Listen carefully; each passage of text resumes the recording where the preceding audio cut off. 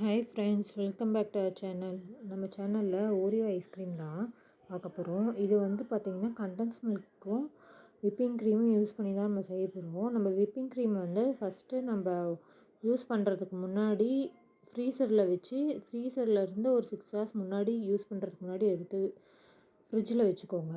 ஃப்ரிட்ஜில் மட்டுமே ஸ்டோர் பண்ணால் வந்து க்ரீம் வந்து யூஸ் பண்ண முடியாது.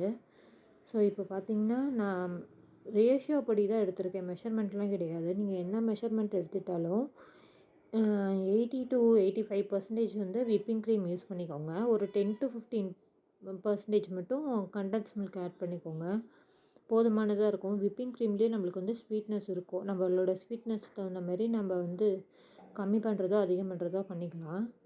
அதிலே வந்து நான் கொஞ்சமாக வந்து வெண்ணிலா எசன்ஸ் அந்த மூடியிலே பாதி மூடி மட்டும் ஆட் பண்ணியிருக்கேன்.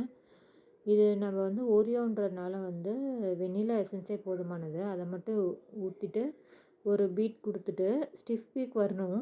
அதுக்கப்புறம் தான் நீங்கள் வெண்ணிலா எசன்ஸ் ஆட் பண்ணணும்.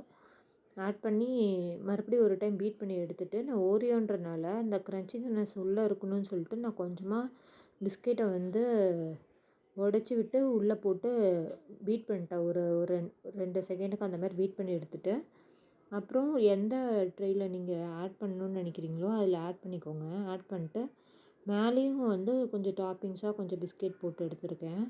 ஸோ அது சாப்பிடும்போது கொஞ்சம் க்ரன்ச்சினஸ்ஸாக இருக்கும். இதை நீங்கள் ஃப்ரீசரில் வச்சு ஒரு 6 ஹவர்ஸ் செட் பண்ணி எடுத்துகிட்டு அதுக்கப்புறம் எடுத்து யூஸ் பண்ணி பாருங்கள், நல்லாயிருக்கும். தேங்க்யூ ஃப்ரெண்ட்ஸ், பாய்.